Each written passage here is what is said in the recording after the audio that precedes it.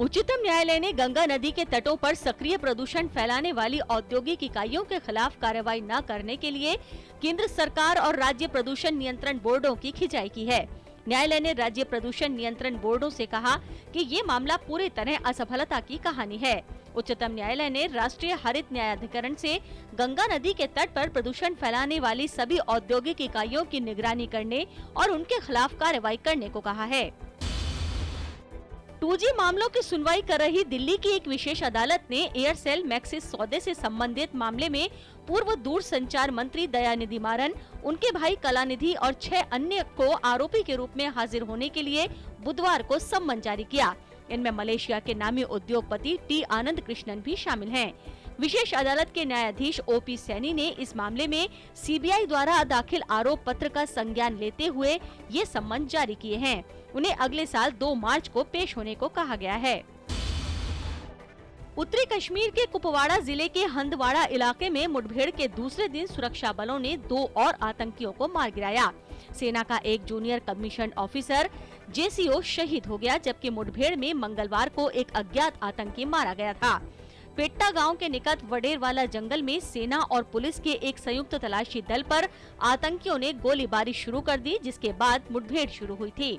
जंगल में आतंकियों की मौजूदगी के बारे में खास सूचना मिलने के बाद सुरक्षा बलों ने सोमवार रात तलाशी अभियान शुरू किया था।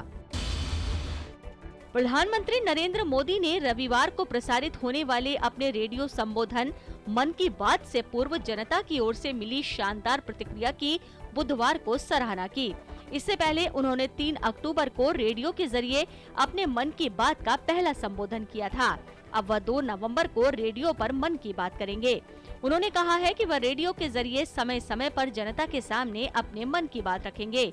नरेंद्र मोदी ने 2 नवंबर के अपने कार्यक्रम के प्रसारण से पूर्व लोगों से बेहतर प्रशासनिक पहल के संबंध में उनके ऐसे विचार, टिप्पणियां और उदाहरण आमंत्रित किए हैं जिन्होंने उन लोगों के मन पर अपना प्रभाव छोड़ा हो।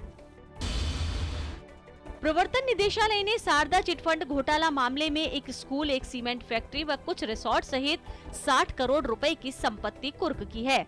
एजेंसी ने मनी लॉन्ड्रिंग एक्ट के तहत 7वीं कार्रवाई की है। ईडी अब तक घोटाले से जुड़ी कई करोड़ रुपए की संपत्ति की कुर्की कर चुका है। राष्ट्रपति प्रणब मुखर्जी ने बुधवार को राष्ट्रपति भवन में राष्ट्रीय प्रौद्योगिकी संस्थानों के निदेशकों के 2 दिवसीय सम्मेलन को संबोधित किया। इस मौके पर राष्ट्रपति ने कहा कि राष्ट्रीय विकास के लक्ष्य को हासिल करने की दिशा में अनुसंधान एवं तकनीकी नवाचार को मजबूत करने के लिए जरूरी उपायों पर जोर दिया जाना चाहिए। इस सम्मेलन में मानव संसाधन मंत्री स्मृति ईरानी भी मौजूद थीं। केंद्रीय गृह मंत्री राजनाथ सिंह ने नागालैंड और असम के बीच लंबे समय से चले आ रहे सीमा विवाद के समाधान के बारे में वहां के मुख्यमंत्रियों के साथ बातचीत की है। केंद्रीय गृह मंत्री ने नागालैंड के मुख्यमंत्री TR जेलियांग और असम के मुख्यमंत्री तरुण गोगोई के साथ सीमा विवाद के मुद्दे के समाधान के बारे में विस्तार से विचार विमर्श किया। सरकार द्वारा रसोई गैस डीलरों का कमीशन बढ़ाए जाने के बाद सब्सिडी शुदा रसोई गैस यानी कि LPG गैस सिलेंडर 3 रुपए महंगा हो गया है।